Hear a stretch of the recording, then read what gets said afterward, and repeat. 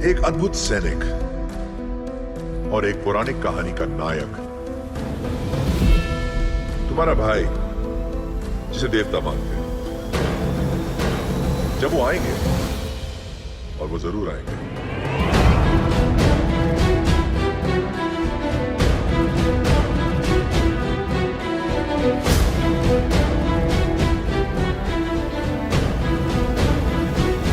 Hello and welcome to Bollywood studios.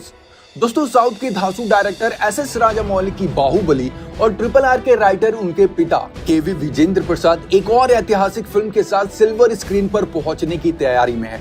इस बार उनकी film का टाइटल होगा 70-70 दी मूवी, जिसका मेगा ऐलान आज एक मोशन पोस्टर के साथ मेकर्स ने कर दिया। ये मोशन पोस्टर काफी दमदार है, जो फैंस को RRR की याद दिलाती है। मतलब इस फिल्म की कहानी भी लगभग उसी कॉन्सेप्ट पर बेस्ड है। हमें इस फिल्म में भी एक बार फिर से अंग्रेज दिखेंगे और कुछ फ्रीडम फाइटर्स जो उनसे लोहा लेंगे।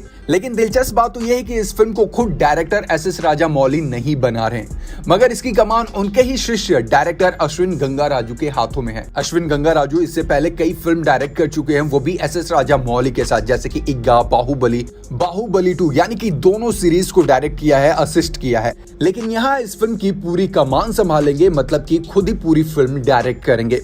दोस्तों, अब बात करें फिल्म की कहानी की, तो बंकिम चंद्र चटर्जी के बारे में कौन नहीं चाहता। उन्हीं की एक नॉवेल है आनंद मठ, उसी पर यह फिल्म की कहानी बेस्ड है। अब अगर बात करें आनंद मठ की कहानी की, तो आनंद मठ नॉवेल की कहानी 1770 के आसपास हुई सन्यासी विद्रोह के ऊपर आधारित है। 1770 से 1774 में बंगाल में भीषण अकाल आया था, जिसमें बंगाल के लोग दाने दाने के लिए तरसने लगे थे। लोग गांव छोड़ के जंगलों की तरफ पलायन करने लगे, यानी कि जाने लगे।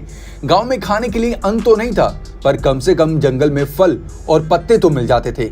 कई जगह तो यह भी वर्णन आया कि लोग एक दूसरे को मारकर खाने लगे थे उस समय। आनंद मठ की कहानी एक सन्यासी समुदाय और उसके सदस्यों के जीवन के इर्द गिर्द घूमती है। यहाँ तक कि हमारा राष्ट्रगीत वंदे मातरम इसी उपन्यास की देन है, जिसके इसके कास्ट समय समय पर गुनगुनाते रहते थे।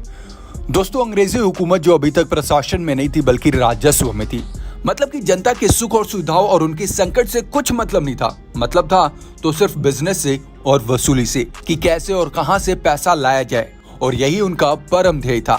मतलब जहां लोग आज के टाइम में इस देश को, भारत को, इंडिया को हिंदू राष्ट्र बनाना चाहते हैं, वहां इसकी मुहिम 1770 से ही शुरू हो चुकी थी। लेकिन धीरे धीरे वो मुहिम कहीं खो सी गई थी। लेकिन एक बार फिर से फिल्मों के थ्रू या कुछ भी कहें, एक बार फिर से वो अभियान चला है और लोगों के दिलों में बसा है। लोग चाहते हैं कि सच में आज के टाइम ये देश, इंडिया, हिंदू राष्ट्र बने। आनंद मठ की हम बात करें तो इसके लगभग 4 पार्ट है। पहला पार्ट है आनंदमय कानन के आनंद मठ में, दूसरा पार्ट है शांति नवीनानाथ स्वामी के रूप में, तीसरा है संतानों का विजय उत्सव, और चौथा है जीवानंद और शांति का प्रायश्चित। दोस्तों, खास बात तो यह है कि इस पर ऑलरेडी एक फिल्म बन चुकी है और फिल्म का नाम है आनंद मठ। ये बनी थी 1952 में। एक ये पेट्रोटिक हिस्टोरिकल मूवी है। ये आप लोगों को इजिली यूट्यूब पर मिल जाएगी। फिल्म के स्टार कास्ट की बात करें तो पृथ्वीराज कपूर, मतलब उस टाइम के जाने माने एक्टर, और दूसरी थी गीता बाली। ये ब्लैक एंड व्हाइट में आप लोगों को यूट्यूब पर मिलेगी, इजिली मिल जाएगी सेंचुरी क्लासिक पर। तो अगर आप लोगों को ये फिल्म देखनी है तो आप लोग जाकर इजिली देख सकते हैं, वो भी फ्री में। दोस्तों, फिल्म बहुत ही माइंड ब्लोइंग होने वाली है। फिल्म की कहानी बहुत माइंड ब्लोइंग होने वाली है, क्योंकि इस मुहिम के बाद धीरे धीरे हर जगह पर मुहिम चलाई गई थी और बहुत से लोग अंग्रेजों के खिलाफ लड़े थे। जैसे आप लोगों ने RRR में देखा होगा कि रामचरण का ही सिर्फ एक मोटिव था कि अंग्रेजों के खिलाफ लड़ना है, और उसके लिए क्या चाहिए, हमें भारी तादाद में बंदूक चाहिए, हथियार चाहिए। लेकिन एट द एंड हम क्या देखते हैं कि उस मुहिम में NTR भी शामिल होते हैं। NTR भी रामचरण की हेल्प करते हैं और धीरे धीरे पूरे गांव वालों को ये सिखाया जाता है और ये कहानी आगे बढ़ती है। हालांकि RRR का सीक्वल बनेगा, क्या उसमें आगे की कहानी दिखाई जाएगी, क्या और भी मुहिम उसमें शामिल होंगे, ये बात की बात है। लेकिन इस फिल्म की बात करें, आनंद मठ की बात करें, तो इसमें पहले बंगाल से शुरू हुआ ये चीज और धीरे धीरे पूरे देश में फैल गया। तो क्या पता कि इस फिल्म के थ्रू, मतलब 1770 के थ्रू, इसके कई पार्ट्स बनाए जाएं। लेकिन फिलहाल तो हमें इंतजार रहेगा इस फिल्म का और इसकी स्टार कास्ट का, कि कौन होगा वो पावरफुल एक्टर जिसको फिल्म में एंट्री मिलने वाली है। आप किसे सजेस्ट करेंगे इस फिल्म के लिए? नीचे कमेंट बॉक्स में अपनी अपनी राय जरूर शेयर करें।